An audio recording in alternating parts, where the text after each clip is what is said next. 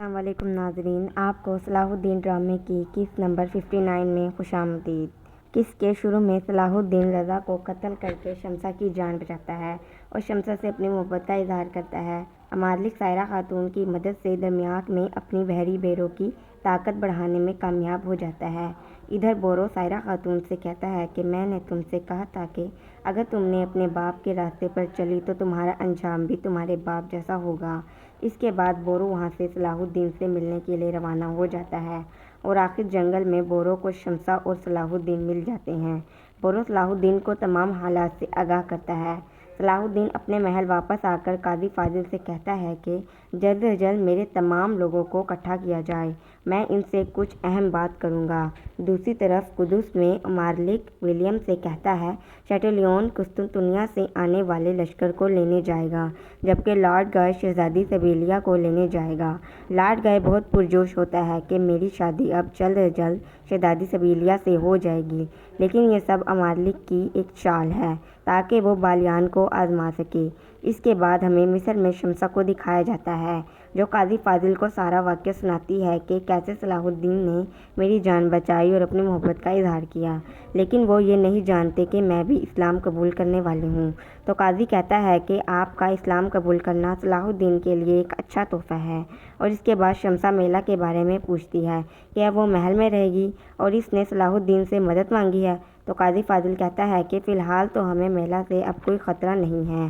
اس کے بعد تمام سپاہی اور سرداران صلاح الدین کے دیوان میں آتے ہیں۔ تو صلاح الدین کہتا ہے اگر صلیبیوں کے دمیاق میں اپنی بحری طاقت بڑھائی تو ان کا اگلا ہدف مصر ہوگا، لہٰذا صلاح الدین اقصی کو کہتے ہیں کہ فوج تیار کرو، میں ان کی سربراہی خود کروں گا۔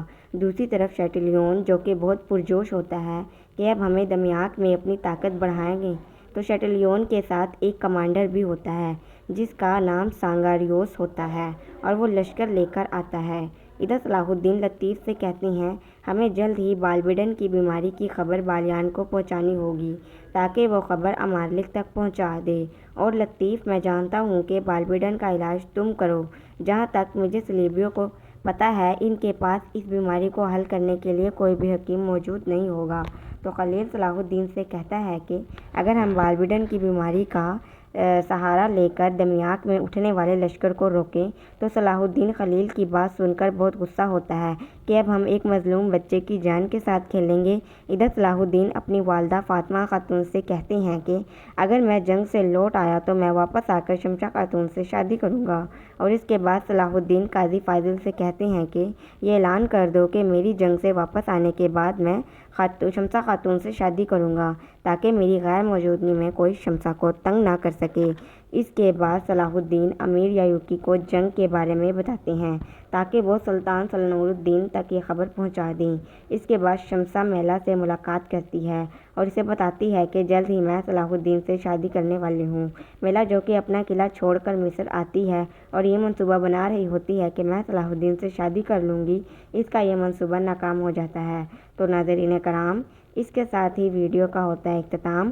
اگر آپ کو ویڈیو پسند آئی ہے تو ویڈیو کو لائک اور سبسکرائب ضرور کریے گا، اور اگر اسی طرح کی صلاح الدین میں فرضی کرداروں کے بارے میں جاننا چاہتے ہیں اور یہ جاننا چاہتے ہیں کہ کس طرح بالبیڈن نے صلیبی ریاست پر کنٹرول کیا تو ہمیں کمنٹ کر کے لازمی بتائیے گا۔